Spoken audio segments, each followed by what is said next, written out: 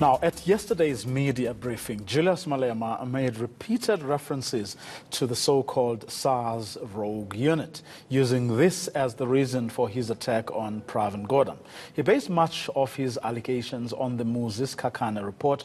However, that report has now been discredited. eNCA's reporter Erin Bates has been following that story and joins us now. Incredible, isn't it? And I guess, yesterday's focus was on what the EFF had to say around allegations leveled at the party, that it had received money from VBS, and that, of course, its deputy president, Floyd Shivambu, had also benefited from that whole thing. Now, today we want to focus on a part of that briefing which we couldn't explore yesterday because of the headline news. So what's interesting about his departure point, when he talks about Pravin Gordhan, is that he is basing that on the Kakane report. Tell us why that is problematic. Well, what's problematic is that the Kakane report has come up in the SARS inquiry, the hearings that are underway under retired Judge Robert Nugent. And the actual factual basis of much of the findings and the faults in law and in fact in this Kakane report have been ventilated at the Nugent inquiry. And it was interesting that Malema raised these allegations about Gordhan being a kind of mastermind of an ongoing rogue unit, came up in discussions around the source of the information in the Daily Mavericks articles on this allegation that Floyd Shivambu received money from his brother Brian Shivambu, who is named in the VBS Great Bank heist report. And Malema went into detail.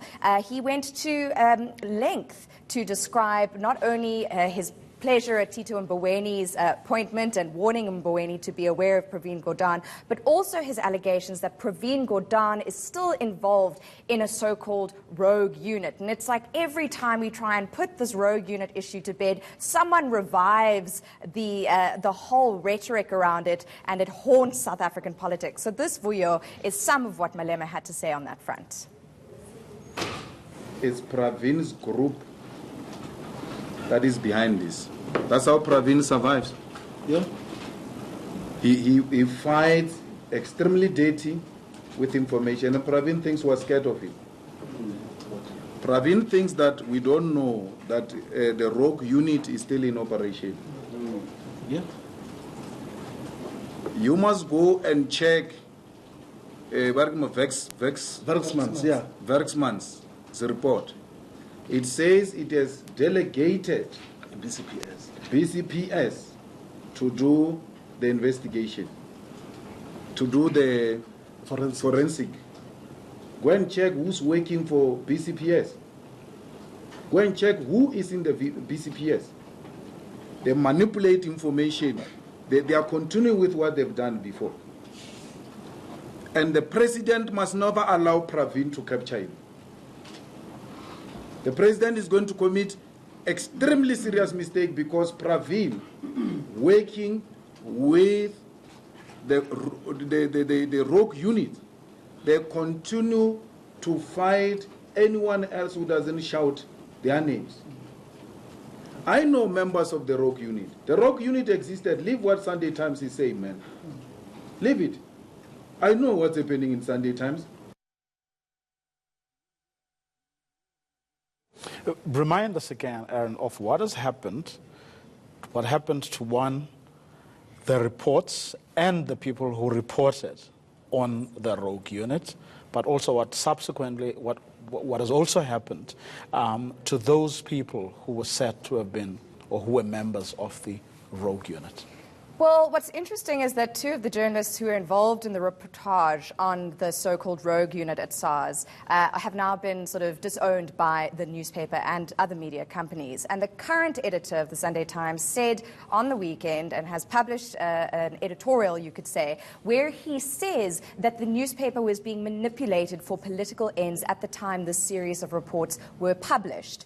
And certainly a lot of concern over how those reports came about, the substance of the basis for the reports and how much a part of a political chess play they really were. So Malema there saying pay no attention to Sigqoko of the Sunday Times, actually apologizing for that and saying they didn't apply due diligence in their reportage, never mind that he wasn't editor at the time.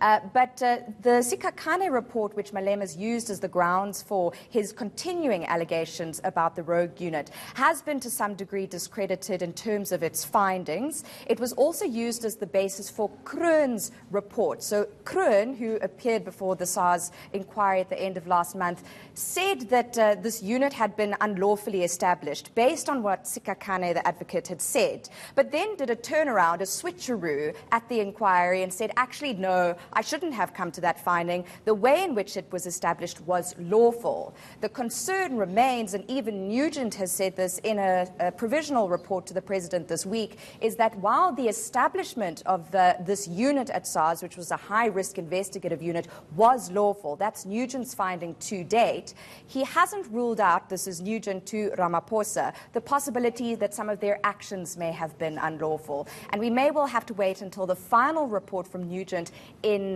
late November, I think it is, to get to the bottom of that. But what's problematic is that Malema is reviving this notion, this narrative of a rogue unit, whether it's in SARS or not, that he says is being masterminded by the Minister of Public Enterprises.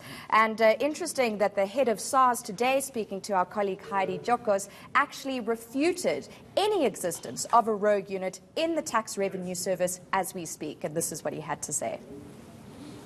There's no rogue unit operating within our organization. Do we have specialist teams focusing on different things? I announced publicly that we are going to be re-establishing what we're calling the illicit economy team, but it's focused at a specific segment and it operates within clear governance rules and frameworks.